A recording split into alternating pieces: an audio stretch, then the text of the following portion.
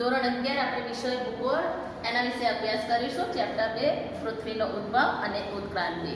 તો પૃથ્વીના ઉદ્ભવ વિશેની ઘણી એવી બધી માન્યતાઓ જે છે તો કે ભાઈ પૃથ્વીનો ઉદ્ભવ કેવી રીતે થયો, એનું અસ્તિત્વ કેવી રીતે વિકાસ પામ્યું, કે ભાઈ જ્યાં જીવસૃષ્ટિ જ એક એવો ગ્રહ છે કે જ્યાં જીવસૃષ્ટિ અસ્તિત્વ પામી છે, કે એવું કહેવામાં આવે છે કે ભાઈ મનુષ્ય જે છે એ માનવ જાતિ અસ્તિત્વમાં આવી છે તો પૃથ્વી ઉપર, અને મનુષ્ય પોતાનું જીવનકાળ પોતાને કહે છે કે વ્યવહારકાળ પોતાનું જીવન અહીંયા જન્મે છે ને અહીંયા ધ્રુવમાં મળી જાય છે પૃથ્વી પર.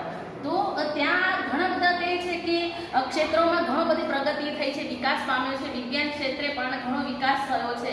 તો એના અનુસંધાનમાં એ વિકાસ થવાને છતાં પણ પૃથ્વી વિશેના ઘણા બધા રહસ્યો છે, પૃથ્વીના ઉદ્ભવ વિશેની ઘણી કહે છે કે માન્યતાઓ છે, એના વિશે હજુ પણ કહે છે અડચરો અને રહસ્યમય વણ ઉકેલા પ્રશ્નોને હજુ કોઈ સચોટ માહિતી આપણને પ્રાપ્ત કરી શક્યા નથી. તો અહીંયા આપણે એના પૃથ્વીની જે ઉદ્ભવની પૌરાણિક જે માન્યતાઓ છે એના વિશે આપણે જોઈશું કે ભાઈ પૃથ્વી શું છે, એને પૃથ્વી કેવી રીતે ઉદ્ભવ પામી. તો કહેવામાં આવે છે કે ભાઈ પૃથ્વી એક ઈંડા આકાર ધરાવે છે, એને સોનાનું ઈંડું માનવામાં આવે છે કે ભાઈ પોતે બ્રહ્મદેવ જ્યારે ધ્યાન અવસ્થામાં પોતે હતા અને ત્યારે જે સોનાનું ઈંડું ઉત્પન્ન થયું, બ્રહ્મદેવતા એ જે સોનાનું ઈંડું ધ્યાન અવસ્થામાં ઉત્પન્ન કર્યું છે એ જ પૃથ્વી છે એવું માનવામાં આવે છે પ્રાચીન સમયમાં. પછી એવું કહેવામાં આવે કે સૂર્ય દેવતા દ્વારા ઉત્પન્ન થયેલો જે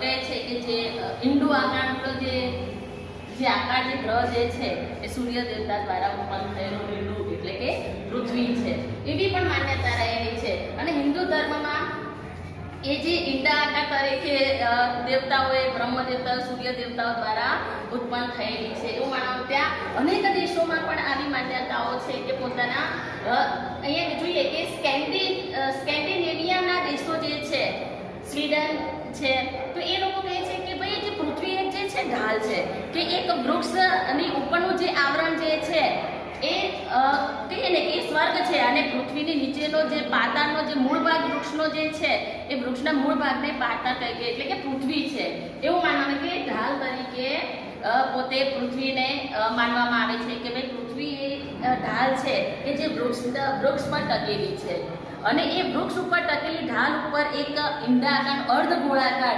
સ્વરૂપે પૃથ્વી રહેલી છે. હિન્દુ ધર્મમાં પણ એવી માન્યતા છે કે મોટો કાચબો છે, કે મોટા કાચબા ઉપર 4 હાથીઓ રહેલા છે, અને હાથી ઉપર પૃથ્વી ગોળાકાર સ્વરૂપે અસ્તિત્વ ધરાવે છે. જ્યારે પોતે હલનચલન કરે તો એ કહે છે પૃથ્વી કહે છે કે હલે છે, એવી રીતે માન્યતાઓ રહેલી છે.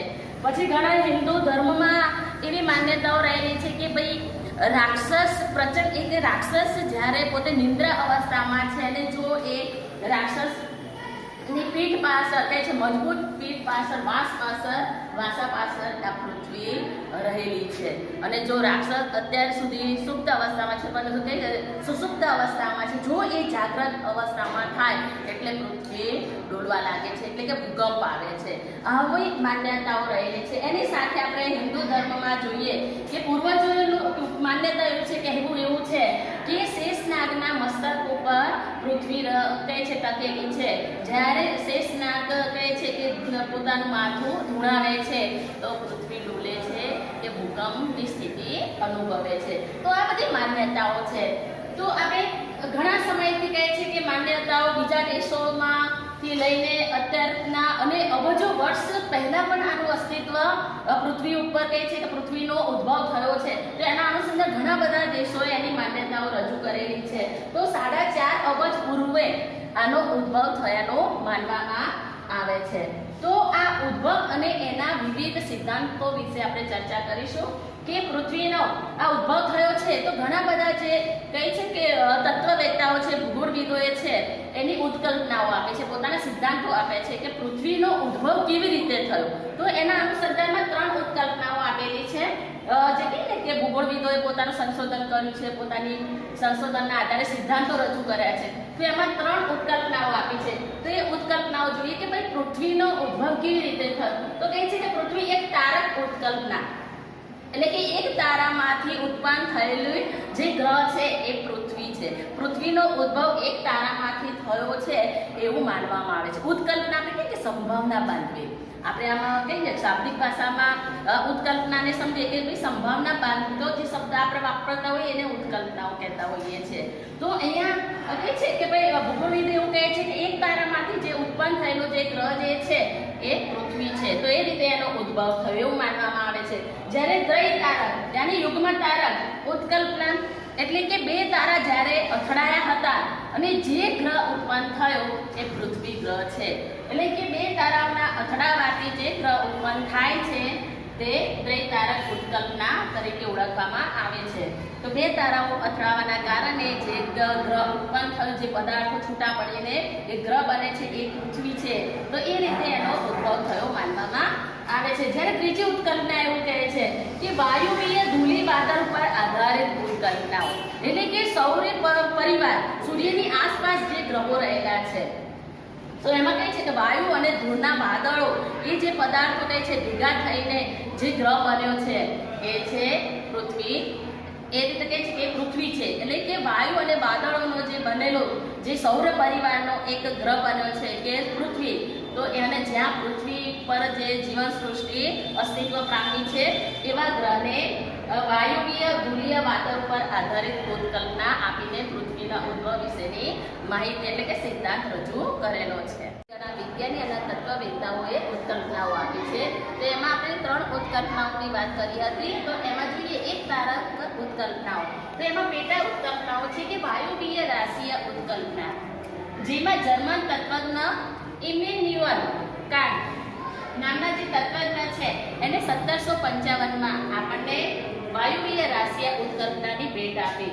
એમાં પોતે કહે છે કે પૃથ્વીની કહે છે કે જ્યારે અવકાશમાં વાયુવીય વાદળો છે એ વાયુવીય વાદળમાં રહેલા વાયુ રજકણો છે એ રજકણો એકબીજાના ગુરુત્વાકર્ષણના કારણે, ગુરુત્વાકર્ષણ બળના કારણે એમાંથી ઘણા એવા કહે છે કે જે કણો જે રૂપાંતરિત પામ્યા છે, જે વાદળ રજકણો રહેલા છે, વાદળ રજકણો એ જે વાયુવીય વાદળો છે એમાંથી છૂટા પડેલા છે, સંગઠિત થઈને આકર્ષિત થઈને સંગઠિત થાય છે અને એ વિહારિકા સ્વરૂપે રૂપાંતર પામ્યા છે. એટલે કે વાયુવીય વાદળમાંથી વાયુ રજકણો ગુરુત્વાકર્ષણ બળના કારણે છૂટા પડ્યા છે અને એ વિહારિકા સ્વરૂપમાં રૂપાંતરિત પામ્યા છે. એવું એ જર્મન તત્વજ્ઞ ઇમેન્યુઅલ કાન્ટ પોતે પોતાની ઉત્કલ્પનામાં રજૂ કર્યું છે. તો હવે આપણે જોઈએ નિહારિકા વાદળ ઉત્કલ્પના. તો અહીંયા આપણે જોઈએ કે ભાઈ 1796માં ફ્રાન્સ ખગોળશાસ્ત્રી લાપ્લાસે એ પોતે જે જર્મન તત્વજ્ઞ એ કાન્ટ છે એને પોતાના મંતવ્યોને સમર્થન આપ્યું છે. કહે છે કે હા વાયુવીય રાશિ ઉત્કલ્પનાને પોતે કહે છે કાન્ટના વિચારોને પોતે સમર્થન આપ્યું છે. એના ઉપરાંત પોતે કહે છે કે જે વાયુવીય રાશિમાંથી વાયુ વાદળમાંથી જે પદાર્થો જે વાયુ કણોમાંથી જે છૂટા પડે છે જે કહે છે રજકણો, અને એ પદાર્થોમાંથી છૂટા પડેલા સૂર્ય અને ગ્રહોનો ઉદ્ભવ થયો. એટલે કહે છે કે જ્યાં વાદળ કણોમાંથી કે જે વાયુ રજકણોમાંથી જે પદાર્થો છૂટા પડ્યા છે એ છે સૂર્ય અને ગ્રહો, અને એ રીતે સૂર્ય અને ગ્રહોનો ઉદ્ભવ થયો છે એવું લાપ્લા પોતે પોતાના ઉત્કલ્પનાઓ દ્વારા જણાવે છે. તો આપણે બીજી ઉત્કલ્પના જોઈએ યુગ્મ તારક, એટલે કે યુગ્મ યાની દ્વૈતારક ઉત્કલ્પના તરીકે આપણે ઓળખીએ છીએ. તો એના વિશે આપણે જોઈએ. એમાં પેટા ઉત્કલ્પના આપેલી છે કે ગ્રહાણુ ઉત્કલ્પના. ગ્રહાણુ એટલે કે ગ્રહોની ઉત્પત્તિ થવી, ઘણા બધા ગ્રહોનો ઉદ્ભવ કેવી રીતે થયો એની ઉત્કલ્પના વિશે અહીંયા જે અમેરિકાના જે ભૂગોળવિદ છે પીસી ચેમ્બર અને મોલ્ટન જે 1900માં પોતે પોતાની ગ્રહાણુ ઉત્કલ્પના ની ભેટ આપી છે. પોતે એવું કહે છે કે પૃથ્વીની આસપાસ ઘણા બધા કહે છે કે ઉપગ્રહ કહે છે કે એક ભ્રમિત તારો હતો અને સૂર્યની આસપાસ બ્રહ્માંડમાં પોતે ભ્રમણ કરતો હતો, પરિભ્રમણ કરે છે સૂર્યની આસપાસ, અને એ તારામાંથી ઘણા બધા પદાર્થો કહે છે કે ધૂળ કણો જે છૂટા પડે છે અને એ ગ્રહો સ્વરૂપે અડધા કહે છે દૂર દૂર વિખરાઈ જાય છે અને એ જે ધૂળ કણો ભેગા થઈને ગ્રહો બને છે અને એ રીતે ગ્રહોની કહે છે કે ઉત્પત્તિ થઈ છે. તો સર જેમ્સ જીન્સ અને સર હેરાલ્ડ જેફરી એ પોતે આ ચેમ્બલેટ અને મોલ્ટન સમર્થન આપે છે. અહીંયા આપણે જોઈએ છીએ કે ભાઈ આ સૂર્ય જે છે બ્રહ્માંડમાં સૂર્ય જે ગ્રહ સ્વરૂપે છે સૌર પરિવારનો, તો એની આસપાસ આ ભ્રમિત તારો જે છે એની આસપાસ ફરે છે અને અહીંયા વાયુવીય રાશિ જે વાયુનું આવરણ આવેલું છે. તો આમાંથી પદાર્થો જે છૂટા પડે છે આ ગુરુત્વાકર્ષણ બળ લાગે છે અને એ તારામાં ગુરુત્વાકર્ષણ બળ લાગવાના કારણે અંદર રહેલા જે ધૂલીય રાશિ રજકણો વાયુવીય રજકણો છૂટા પડે છે અને એ છૂટા પડેલા રજકણો ભેગા થઈને સંગઠિત થઈને અલગ અલગ સ્વરૂપે ગ્રહોનો ઉદ્ભવ થયો છે, એટલે કે ગ્રહો બને છે. અને એ રીતે અહીંયા ઉત્કલ્પનામાં ડીસી ચેમ્બર અને મોલ્ટને પોતાની ઉત્કલ્પનામાં કહ્યું છે. તો વાયુવીય અને ધૂલી વાદળો પર આધારિત ઉત્કલ્પના વિશે આપણે જોઈશું. તો એમાં કહેવામાં આવે છે, એમાં પણ બે પ્રકાર છે, બે ઉત્કલ્પનાઓ આપેલી છે કે આંતર તારાકીય ધૂલીય વાદળ ઉત્કલ્પના. તો એમાં એવું કહેવાય છે કે રશિયન વિચારક પોતે કહે છે, એ રશિયન વિચારક છે ઓટો સ્મિન્ડે, તે કહે છે કે ભાઈ સૌર પરિવારનો ઉદ્ભવ કેવી રીતે થયો એના વિશેના પોતાના વિચારો રજૂ કરેલા છે. તેના અનુસંધાનમાં કહે છે કે જ્યારે સૂર્યની અંતરિક્ષમાં સૂર્યની આસપાસ ઘણા બધા કહે છે કે રજકણો છે કે ધૂળ છે, વાદળકીય રજકણો છે, વાદળના રજકણોની સાથે ધૂળીય વાદળો હોય કે વાયુવીય વાદળો હોય, એ બધા એક સાથે સંગઠિત થઈને એ સૌર ઉર્જાની આસપાસ પરિભ્રમણ કરવા લાગ્યા છે. અને આ પરિભ્રમણ કહે છે કે ઘણા પરિભ્રમણ કરે છે અને જ્યારે ગુરુત્વાકર્ષણ બળ લાગવાના કારણે એ વાયુવીય વાદળો જે છે, ધૂલીય વાદળ છે કે વાયુવીય વાદળોથી બનેલા જે પદાર્થ જે છે એ વેરવિખેર થઈ જાય છે સૂર્યની આસપાસ. ત્યારે વેરવિખેર થયેલા અડધા અંતરિક્ષમાં છૂટા પડી જાય છે અને એ છૂટા પડ્યા પછી અંતરિક્ષમાં અમુક કહે છે કે એ પદાર્થો ભેગા થાય છે અને એ ભેગા થઈને સૂર્યની આસપાસ સૌર પરિવારનો એ કહે છે કે ગ્રહ તરીકે પોતે બનીને પદાર્થ ભેગા થઈને જ્યારે મોટા સ્વરૂપમાં બને છે તો એ ગ્રહ સ્વરૂપે બને છે, એટલે કે એ માળા સ્વરૂપે પોતે એક પદાર્થ બને છે કે ભાઈ જે વાયુ છે, જે ધૂલીય વાદળોમાંથી છૂટા પડેલા જે પદાર્થો જે છે એ છૂટા પડ્યા પછી એક માળા સ્વરૂપે બને છે, જેને આપણે નિહારિકા કહીએ છીએ. તો એ જે સંગઠિત થઈને જે મોટી સ્વરૂપે બનતા હોય છે, તો મોટું જે સ્વરૂપ છે એ ગ્રહ બને કહેવાતો હોય છે અને નાના સ્વરૂપના જે મોતી હોય છે એને ઉપગ્રહ કહેવાય છે. એટલે કે મોતીનો ઉદ્ભવ કહે છે કે મોટા સ્વરૂપના મોતી છે, જે મોતીની માળા છે એ ગ્રહ છે, એટલે કે ગ્રહની એ રીતે રચના થઈ છે. જ્યારે કહે છે કે ધૂલીય વાદળો અને વાયુવીય વાદળોથી જે બનેલા જે સંગઠિત મોતીની માળા જે નાની છે એ ઉપગ્રહ તરીકે ઓળખવામાં આવે છે. તો આ રીતે ઉપગ્રહો અને ઉપગ્રહોને કહે છે કે ઉદ્ભવ થયો છે.